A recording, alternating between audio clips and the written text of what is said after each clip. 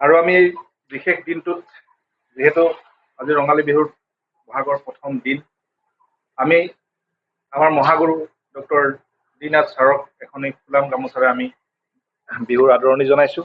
আৰু লগতে আমি ছাৰৰ পৰা যাতে আমাৰ গোটেই বৰ্ষটো ভালে কুশলে আমাৰ যায়, তাৰ বাবে আমি ছাৰৰ পৰা আশীৰ্বাদ কামনা কৰিছো।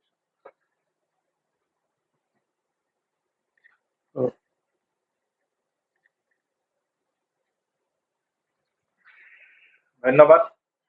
ইয়াৰ পিছতে আমি ছাৰক আসন গ্ৰহণ কৰিবলৈ অনুৰোধ কৰিছো। আৰু আমাৰ আজি বিশেষ কাৰ্যসূচীসমূহ যিসমূহ আছে, আমাৰ বিভিন্ন ছাত্ৰ ছাত্ৰী বিভিন্ন ঠাইৰ পৰা অসমৰ আহি ইয়াত উপস্থিত হৈছেহি। আৰু সকলো ছাত্ৰ ছাত্ৰী আজি যিহেতু প্ৰথম দিন বহাগৰ, সেইকাৰণে বহু ছাত্ৰ ছাত্ৰী আহিবলৈ ইচ্ছা আছে যদিও আহিব পৰা নাই। তথাপিতো অশেষ কষ্ট কৰি যথেষ্টখিনি ছাত্ৰ ছাত্ৰী আমাৰ ইয়াত আহি উপস্থিত হৈছেহি।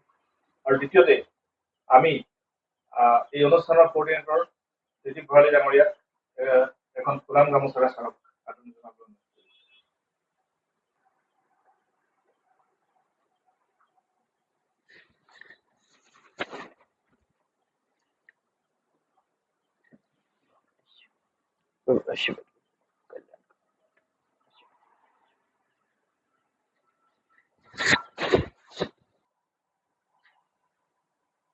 আজি 15 এপ্ৰিল 2024 চন। ডক্টৰ দীনাথ ওকাল সায়েন্স ইনষ্টিটিউট আজিৰ এই দিনটোতেই 15 এপ্ৰিল 2024 তাৰিখে এনেদৰে আজিৰ প্ৰতিষ্ঠা দিৱসটো আমি পালন কৰিবলৈ লৈছো। যদিও এই অনুষ্ঠানটো ইয়াৰ আণ্ডাৰত অনুষ্ঠানটোৰ অধীনত শিক্ষাৰ লগতে বাকীবিলাক কিছুমান কাৰ্যসূচীও আমাৰ 2018 চনৰ পৰাই হৈ আহিছে। কিন্তু স্বাধীনভাৱে ইনষ্টিটিউটটো অৰ্থাৎ বিল্ডিং ঘৰটোৰ 2023 চনৰ এপ্ৰিলৰ 15 তাৰিখে উদ্বোধন কৰা হৈছিল। 15 এপ্ৰিল দিনটো প্ৰতি বছৰে স্থাপন দিৱস হিচাপে পালন কৰি যোৱাৰ মই আশা ৰাখিম। আৰু এনেদৰে ক্ৰমশ আৰু অবিৰতভাৱে অনন্ত কাললৈ সকলোৰে স্বপ্ৰচেষ্টাই কৰ্তব্যসমূহ পালন কৰিব বুলি মই আশা ৰাখিছো। আপোনালোকে আজি আহি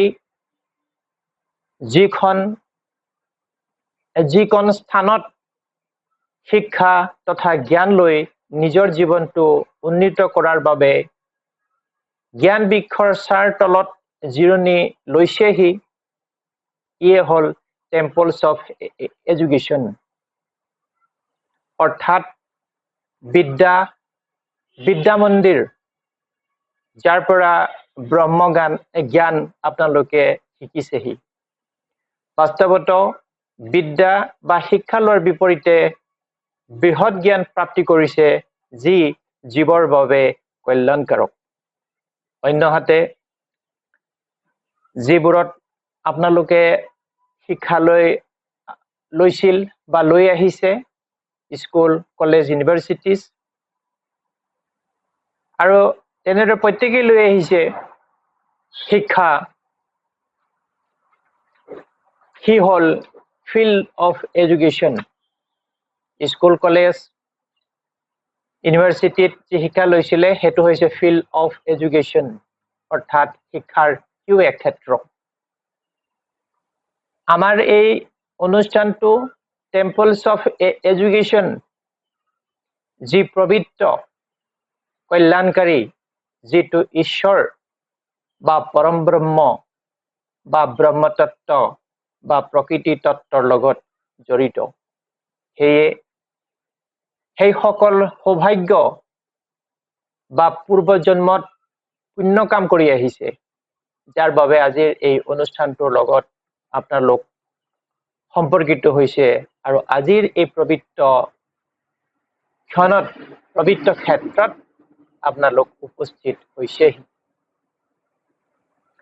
জীৱনটোৰ কিছু সময় দুখ, কষ্ট, পীড়া, ৰোগ ভোগ কৰাৰ পিছত আমাৰ এই অনুষ্ঠানৰ লগত আপোনালোক সম্পৰ্কিত হৈ পৰে, য'ত অহাৰ লগে লগে, ইয়াত বহাৰ লগে লগে ব্ৰহ্মতত্ত্ব বা বাক্য শুনাৰ লগে লগে দুখ পীড়া শোক ৰোগ দৈন্যতা ক্ৰমশ ম্লান হবলৈ ধৰে।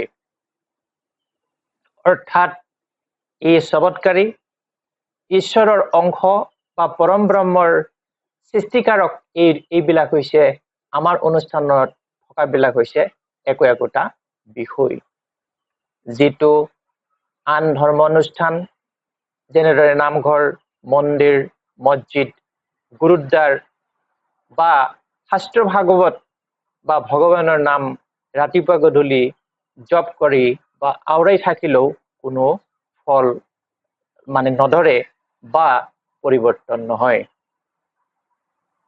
সেইটো অনুধাৱন অভিজ্ঞতাৰ পৰা স্পষ্টৰূপে প্ৰমাণিত হয়।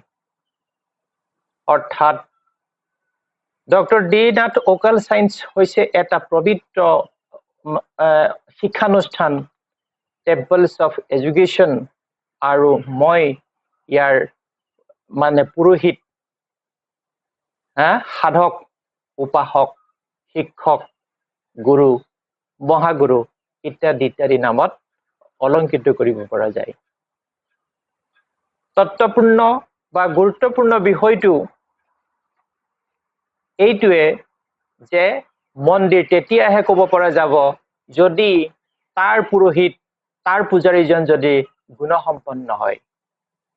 সিও হ'ব লাগিব বেদৰ তত্ত্ব জনা, অৰ্থাৎ শাস্ত্ৰ বা বিধিসন্মত, যিটো ঈশ্বৰে সৃষ্টি কৰা বা বেদৰ অন্তৰ্নিহিত নীতিৰ বা বেদৰ অন্তৰ্গত।